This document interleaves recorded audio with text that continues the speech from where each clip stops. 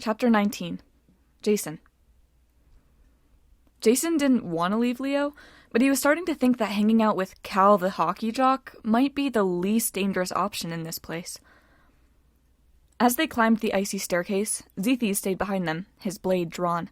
The guy might have looked like a disco-era reject, but there was nothing funny about his sword. Jason figured one hit from that thing would probably turn him into a popsicle. Then there was the Ice Princess. Every once in a while she'd turn and give Jason a smile, but there was no warmth in her expression.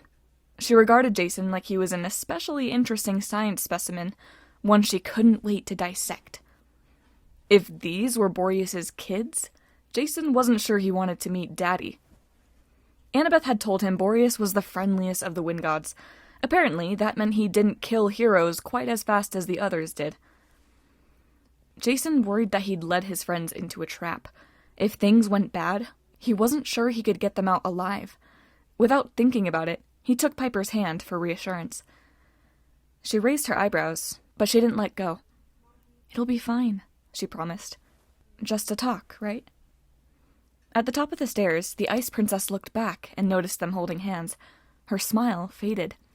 Suddenly, Jason's hand in Piper's turned ice cold, burning cold. He let go, and his fingers were smoking with frost. So were Piper's. "Warmth is not a good idea here," the princess advised, "especially when I am your best chance of staying alive. Please, this way." Piper gave him a nervous frown like, what was that about? Jason didn't have an answer.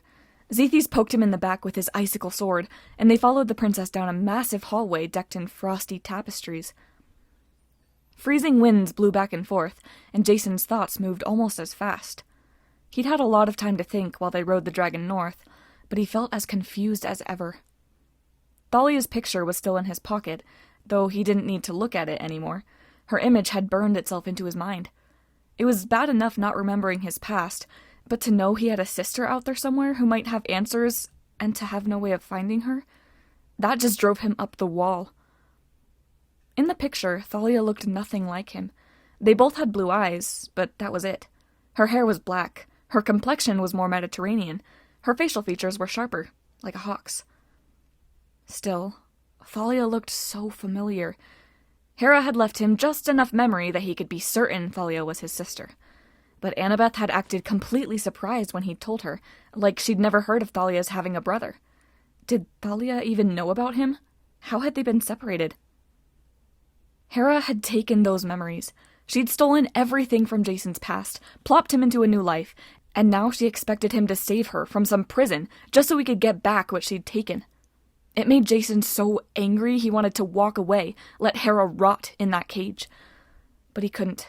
He was hooked. He had to know more, and that made him even more resentful. "Hey." Piper touched his arm. "You still with me?" Yeah, sorry."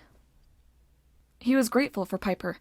He needed a friend, and he was glad she'd started losing the Aphrodite blessing. The makeup was fading. Her hair was slowly going back to its old choppy style with the little braids down the sides. It made her look more real, and as far as Jason was concerned, more beautiful. He was sure now that they'd never known each other before the Grand Canyon. Their relationship was just a trick of the mist in Piper's mind. But the longer he spent with her, the more he wished it had been real. Stop that, he told himself. It wasn't fair to Piper thinking that way. Jason had no idea what was waiting for him back in his old life, or who might be waiting. But he was pretty sure his past wouldn't mix with Camp Half-Blood. After this quest, who knew what would happen? Assuming they even survived.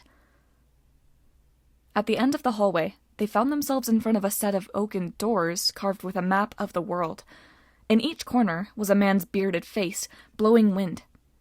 Jason was pretty sure he'd seen maps like this before, but in this version, all the wind guys were winter, blowing ice and snow from every corner of the world. The princess turned. Her brown eyes glittered, and Jason felt like he was a Christmas present she was hoping to open. "This is the throne room," she said. "Be on your best behavior, Jason Grace. My father can be chilly. I will translate for you, and try to encourage him to hear you out. I do hope he spares you. We could have such fun." Jason guessed this girl's definition of fun was not the same as his.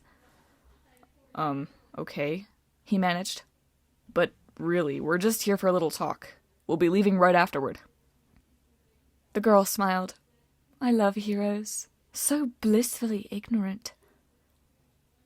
Piper rested her hand on her dagger. Well, how about you enlighten us? You say you're going to translate for us, and we don't even know who you are. What's your name?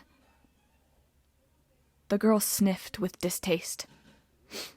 I suppose I shouldn't be surprised you don't recognize me. Even in the ancient times, the Greeks did not know me well. Their island homes were too warm, too far from my domain. I am Chione, daughter of Boreas, goddess of snow. She stirred the air with her finger, and a miniature blizzard swirled around her, big, fluffy flakes as soft as cotton. Now come, Chione said. The oaken doors blew open, and cold blue light spilled out of the room. Hopefully, you will survive your little talk.